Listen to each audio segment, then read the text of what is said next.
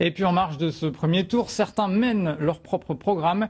Il s'agit des membres du réseau Colibri. Une soixantaine d'entre eux étaient réunis ce matin à Bègles, en Gironde. Sandrine Albo et Sylvie Tuscmounet les ont rencontrés. Ok.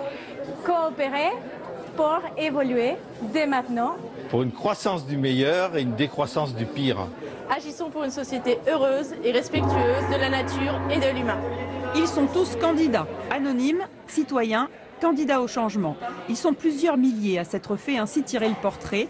Leur idée, les politiques ne peuvent pas tout. C'est aussi aux citoyens réfléchis à une problématique qui le touche et cherchent des solutions.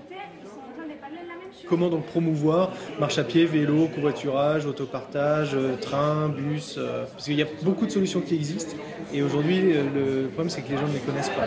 C'est pas du tout que du blabla, clairement. Et le but c'est que derrière on est sur nos territoires, on a tous des relations avec des politiques, avec des gens qui sont dans des entreprises, dans des boîtes, etc. Et que tout ça, ça se maille. Alors c'est certainement pas un seul forum ouvert qui va tout solutionner, mais c'est un forum ouvert, plus un autre, plus un autre. Ce mouvement est initié par le réseau Colibri qui cherche à transformer la société en misant sur l'humain et le respect de la nature.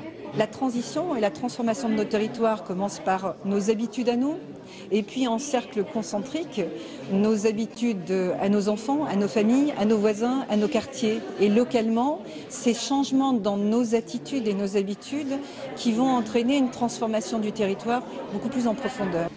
Toutes les idées recueillies dans ces forums seront éditées dans un livre en fin d'année, peut-être source d'inspiration pour le prochain gouvernement. Oui.